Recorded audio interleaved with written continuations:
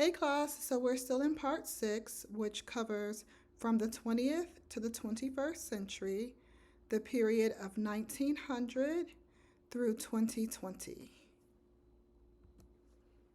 So the 1940s, World War II to the new look. So some historical background. World War II occurred from 1939 to 1945. Its effects were felt within the U.S., impacting the economy, society, and fashion. L-85 regulations were effective March 8, 1942 through October 30th, 1946. This guideline restricted the amount of fabric that could be used for clothing.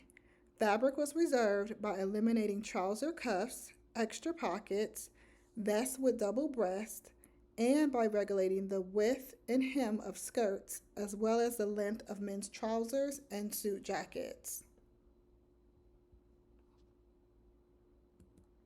Influences on fashion.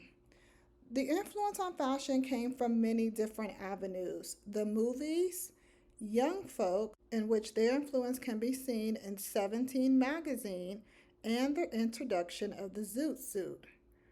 French couture also influenced fashion through the Theatre de la Mode and Christian Dior.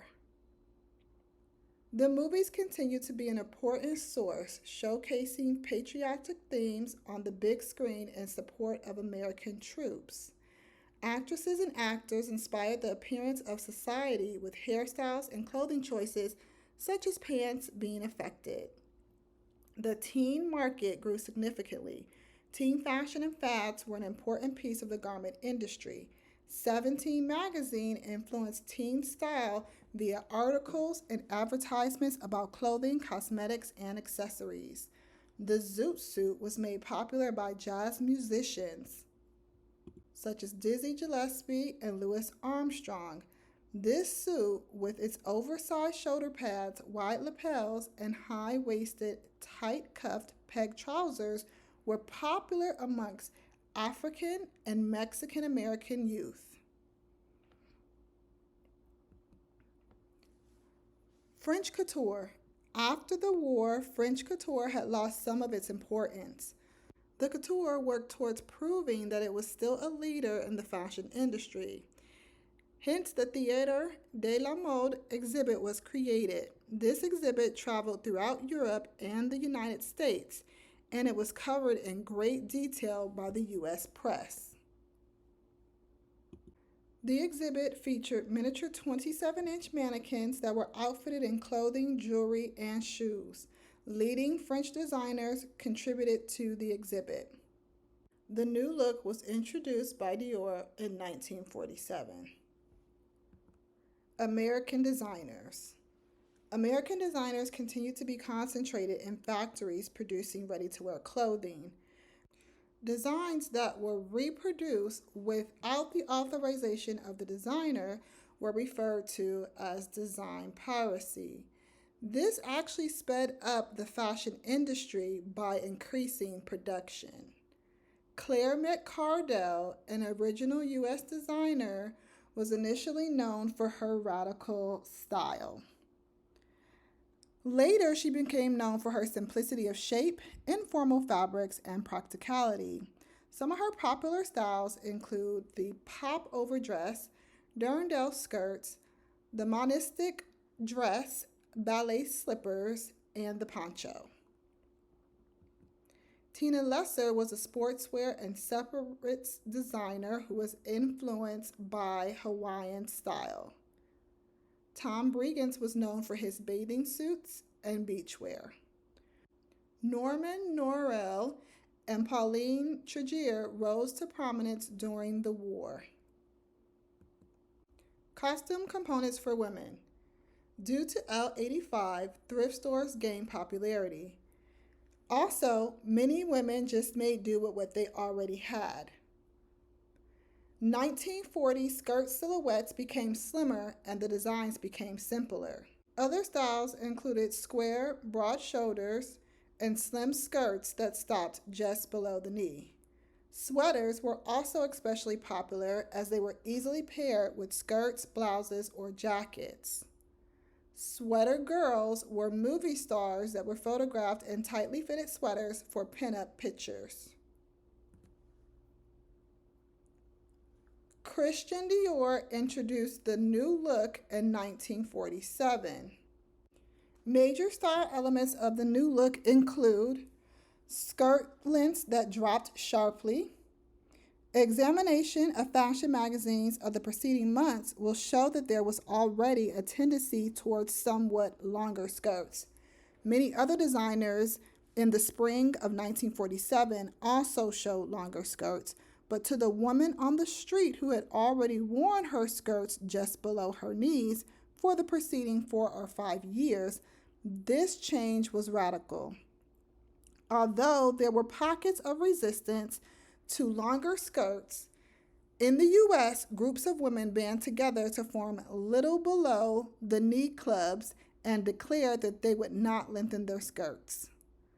The change seemed to be irresistible, however, and within a year, the longer skirt lengths were widely adopted. Other style elements included a rounded, soft, curved shoulder line, full skirts, pencil slim skirts, nipped waistline, and basque extended below the waist.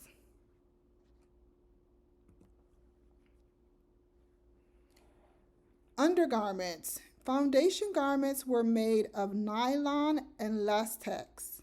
Petticoats were worn to hold out the skirt of the new look dresses. Outerwear garments. Military influences could be seen on outerwear garments. The bodice of outerwear garments was fitted and the skirts were full. Fur coats during this time were also popular.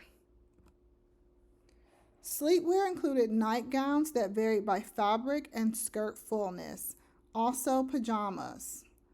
Hair was worn in upsweep styles, and pillbox hats and small bonnets were also worn. Footwear included seamed nylons, which were previously known as stockings. This was the most popular style of nylons worn. The seam ran down the back of the nylon. Teenage girls were often referred to as bobby sockers because they consistently wore ankle socks. Due to the shortage of fabric, women used lead makeup to simulate nylons. Some also painted seams down the back of their legs. Cloth shoes were readily available, and each adult was allowed 2 new pairs of shoes per year due to the war. Sportswear included pants and slacks. Accessories were small or moderate-sized shoulder strap bags, cotton or nylon gloves, which varied in their weight, color, and texture. They were also worn for different occasions. Jewelry included large earrings and rhinestones for evening dress. Cosmetics was considered a morale booster. Women wore natural-looking face makeup with bright red lipstick, eyelashes with mascara, and penciled-in eyebrows. Costume components for men. After the war, most men wore their pant legs cuffed. Clothing styles were influenced by the military. Pea jackets, double-breasted dark box jackets of American soldiers, and battle jackets, also known as the Eisenhower jacket, which were short, waist-length blouse jackets with the lower edge having a belt. Hawaiian shirts also became a mainstream fashion. They were created with vivid, bright colors. The bold look for men appeared in 1948, a year after the new look appeared for women. This look was the English drape, cut with more emphasis on bold colors and patterns. Outdoor garments included trench coats and plaid jackets. The hair and headdress of men included a flat top hairstyle where the hair was cut flat on top of the head. The Tyrolean was a sporty hat with a sharply creased crown, a narrow brim that turned up in the back and down in the front, and a core band with a feather or brush decoration. Footwear included one-size stretch stockings as well as neutral colored or two-tone shoes. Accessories were always functional items such as wristwatches, handkerchiefs, umbrellas, rings, ID bracelets, cufflinks, and tie pins. Jewelry were also functional pieces such as watches, tie pins, shirt studs, cufflinks, and rings. Costume components for children. The silhouettes of girls' dress was the same as that.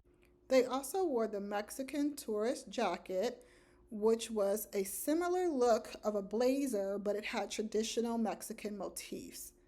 Shirts with Peter Pan collars were also worn. Boys wore t-shirts and polos as well as sweatshirts. Boys and girls, as infants, wore white, pink, and blue garments. When they were a little bit older, they would wear red and blue.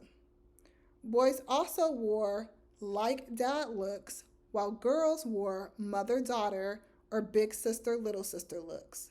Toggle coats were also worn by both boys and girls. Costume components for teenagers. Skirts and sweaters that were worn by adolescents and college-age girls were much like your college-style gear. Sloppy joes, which are large loose sweaters, were also worn. Long pageboy hairstyles were popular amongst teenage girls.